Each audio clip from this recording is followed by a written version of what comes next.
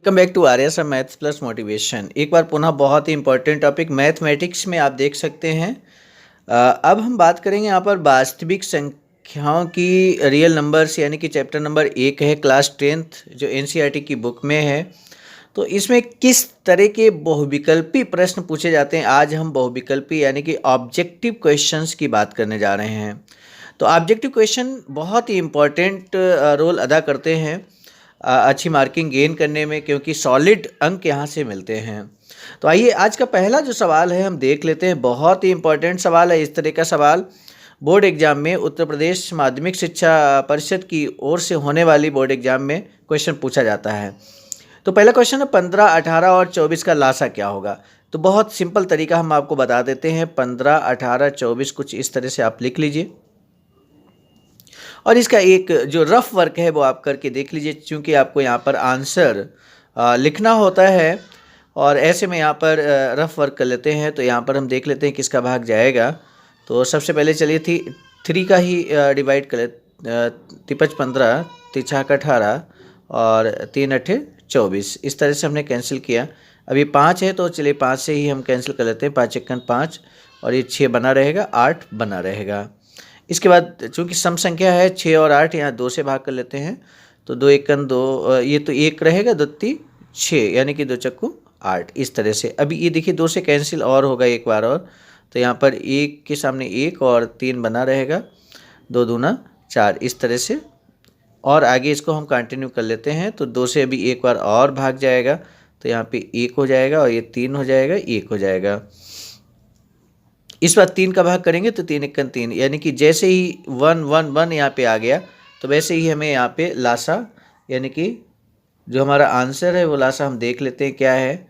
ये 3 गुणे 5 गुणे 2 गुणे 2, 2 है यहाँ पे 3 बार, 2 और 3। तो 3 15, 15 दूनी 30, 30 दूना 60, 60 दूना 120 और 12 3 36, यानी कि 360। तो इस तरह से यहाँ पर आंसर हमारा आ चुका है 360, यानी कि डी विकल्प यहाँ पर सही है। तो आप देख सकते हैं विकल्प डी यहाँ पे सही हो चुका है। तो आप जब यूपी बोर्ड एग्जाम में लिखेंगे तो क्वेश्चन नंबर 1 का जो आंसर है इस तरह से आप लिख सकते हैं। ये जितना भी है ये सब रफ वर्क है। यहाँ पर किसी भी पेज पर आप रफ वर्क करके इसको देख लेंगे और इस तरह से आंसर निकाल कर सीधे सीधे आंसर लिखेंगे। आंसर फर्स्ट का यहाँ पर कौन सा ऑप्शन सही है, डी विकल्प, जो कि आंसर क्या है 360, ये भी लिख देंगे तो अच्छा रहेगा। तो फर्स्ट डी 360 विकल्प सही है। तो आप इस तरह से भी लिख सकते हैं विकल्प 1 डी सही है, ऐसा भाषा भी आप लिख सकते हैं। तो बहुत आसानी से इस तरह के सवालों को किया जा सकता है। तो आइए यहीं पे हम रफ वर्क भी इसका समझ लेते हैं। अगला जो क्वेश्चन है क्वेश्चन नंबर 2। तो पहला क्वेश्चन बहुत आसानी से आपने समझा। निम्नलिखित में कौन सा एक सहअभाज्य संख्याओं का युग्म है। तो हम सभी को मालूम होना चाहिए कि सहअभाज्य आखिर होता क्या है। दो संख्याओं का युग्म जिसका मासा अगर 1 होता है, जिसका मासा 1 होता है, तो उन संख्याओं के युग्म को हम सहअभाज्य संख्याओं का युग्म कह सकते हैं। जैसे कि यहाँ पे 14, पहला है 14 और 35, यानी कि 14 के गुणनखंड आप सभी लोग जानते हैं 7 गुणे 2 हम लिख सकते हैं। 35 को हम लिख सकते हैं 7 गुणे 5, 7 पंद्रह 35। तो यहाँ जो मासा है वो यहाँ पर 7 है, मासा 7 है। तो ये सहअभाज्य नहीं है, ये नहीं है सहअभाज्य। दूसरा विकल्प यहाँ पे हम चेक कर लेते हैं, विकल्प आधारित ये सवाल है। तो यहाँ पे 18 है पहला और दूसरा 25 है। तो हम देख लेते हैं 18 के गुणनखंड क्या होगा, 3 दूनी 6 और गुणे 3, इस तरह से हम लिख सकते हैं। 25 को हम 5 गुणे 5 लिख सकते हैं। तो यहाँ पर आप देख सकते हैं कोई संख्या यहाँ कॉमन नहीं है, कोई संख्या कॉमन नहीं है। तो इसका मतलब यहाँ पर इसका जो मासा है वो क्या होगा, मासा 1 होगा। और इस तरह से हम चेक करते हैं। यहाँ बी विकल्प हमें सही मिल गया है, तो हमारा बी विकल्प एग्जैक्ट है, बी विकल्प सही है। तो एक तरह से जो आंसर हो गया यहाँ पर क्लियर हो गया, वो है आंसर यहाँ पर जो है वो बी विकल्प सही है। सेकेंड का बी विकल्प सही है और जो आंसर है वो 18, 25। इस तरह से हम आंसर को लिख सकते हैं। तो ये आंसर हो गया। ऐसे क्वेश्चन नंबर 3 को देख लेते हैं, बहुत इंपॉर्टेंट क्वेश्चन नंबर 3। हर के 2 की घात 5 गुणे 5 की घात n रूप के आधार पर ज्ञात कीजिए कि 1458 का 1458 बटे 1250, 1458 बटे 1250 ये है का दशमलव प्रसार ज्ञात कीजिए। तो दशमलव प्रसार ज्ञात करने के लिए हम आपको बता दें, जो अपॉन की वैल्यू है, बटे की वैल्यू है, वो 1250। इसको हम इसके फैक्टर करेंगे, फैक्टर करके देखेंगे यहाँ पर, और हम देखेंगे फैक्टर्स इसके क्या आते हैं। 1250 है तो 1250 के फैक्टर कर लेते हैं यहाँ पर।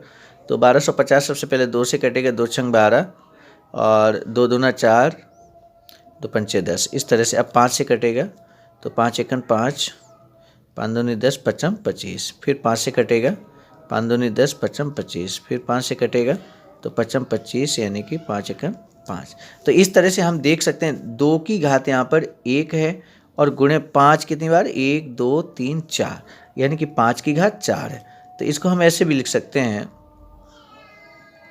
1458 और नीचे 2 की घात 1 है, घातें बराबर कर लेते हैं। तो 2 की घात 3 का अगर हम ऊपर नीचे गुणा करेंगे तो 2 की घात 4 नीचे हो जाएगा, और ये 5 की घात 4 है। तो 2 की घात 3 का ऊपर नीचे गुणा कर लिया अंश और हर में, तो 1458 2 की घात 3 और बटे में यहाँ पे हो गया। हम ऐसे भी लिख सकते हैं 2 गुणे 5 की घात 4, यानी कि 2 पंचे 10। तो 10 की घात यहाँ 4, यानी कि 4। आप जो क्वेश्चन है यहाँ पर कितने स्थानों तक होगा, दशमलव प्रसार कितने स्थानों तक होगा, तो यहाँ विकल्प डी सही है, 4 वाला। 10 की घात 4 है, ये हमें बस देख लेना है, यानी कि विकल्प यहाँ डी सही होगा। तो इस तरह से बहुत आसानी से ये सवाल भी आपने निकाल लिया। तो ये जो सवाल था कि दशमलव प्रसार कितने स्थानों तक होगा, तो चूंकि बटे में 10 की घात 4 है तो इसलिए 4 स्थानों तक होगा। तो इसी तरह से हम यहाँ पर आंसर निकाल सकते हैं। तो 3 का यहाँ पर डी विकल्प सही हो चुका है, जिसका आंसर है 4। तो इस तरह से विकल्प हम कर सकते हैं। क्वेश्चन नंबर 4 यहाँ पे देख लीजिए, बहुत इंपॉर्टेंट है।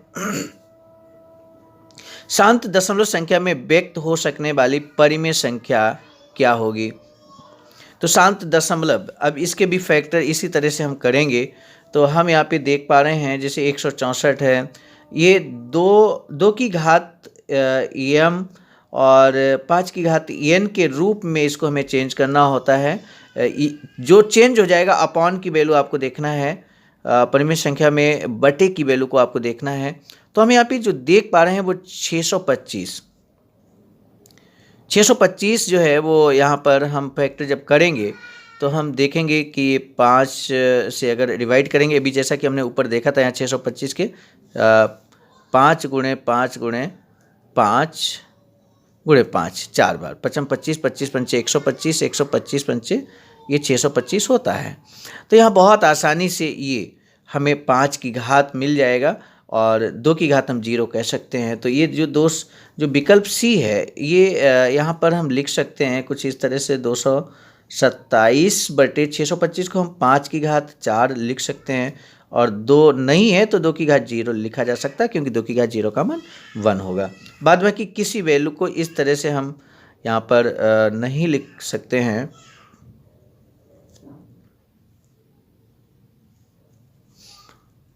तो इस तरह से यहाँ पर ये जो हमारा विकल्प आंसर है वो आंसर क्या हो जाएगा, यहाँ पर 2 की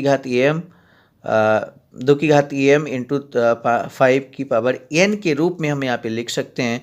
तो विकल्प हमारा यहाँ पे सी सही हो गया, चौथे का सी विकल्प यहाँ पे सही है, और आंसर भी हम लिख देंगे 227 बटे 625। कुछ इस तरह के सवाल बोर्ड एग्जाम में बहुविकल्पी के रूप में पूछे जाते हैं।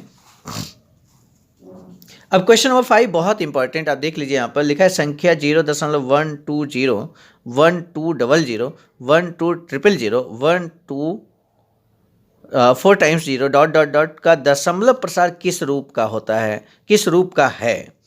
तो आप देखिए अगर यहाँ पर 0.120 120 120 ऐसे होता तो ये रिपीट होता, तो ये अशांत आवर्ती होता। लेकिन यहाँ चूँकि हम देख रहे हैं फर्स्ट टाइम 0.120 है, फिर 1200 है, तो यहाँ कोई संख्या कोई संख्या रिपीट नहीं हो रही है, किसी तरह का यहाँ आवर्ती कंडीशन नहीं है। अशांत तो है क्योंकि दशमलव के बाद आप देख सकते हैं यहाँ पर लगातार संख्या आ रही है और डॉट डॉट डॉट इस तरह संख्या बढ़ती जा रही है, तो अनावर्ती होगा, यानी कि आवर्ती नहीं है, अशांत है यहाँ पर और अनावर्ती है। तो इस तरह से यहाँ पर देख कर ही, संख्या को देख कर ही आप बता सकते हो। मान लीजिए अगर संख्या इस तरह से होती 0.252525 डॉट डॉट डॉट डॉट, या 0.120120 डॉट डॉट डॉट इस तरह से होता, तो ये अशांत आवर्ती संख्या होती, ये अशांत आवर्ती संख्या होती। लेकिन यहाँ पर कंडीशन अलग है, 0.1200 हो जा रहा है, तो कोई आवर्ती संख्या यहाँ पर नहीं मिल रही है और ऐसे में ये अशांत अनावर्ती संख्या होगी। तो बहुत आसानी से यहाँ पर आपने देख लिया कि अशांत अनावर्ती। तो इस तरह के क्वेश्चन, इस तरह के बहुविकल्पी प्रश्न बोर्ड एग्जाम में पूछे जाते हैं। बेहतर तैयारी के साथ बोर्ड एग्जाम आप सभी दें। पहले चैप्टर के जो मुख्य क्वेश्चन हैं, बहुविकल्पी जो क्वेश्चन पूछे जाते हैं जिस तरह के, वो हमने आपको बताए, निश्चित रूप से आपके समझ में आया होगा। नए चैप्टर के बहुविकल्पी क्वेश्चन के साथ मिलेंगे, तब तक के लिए बहुत बहुत धन्यवाद। Thank you.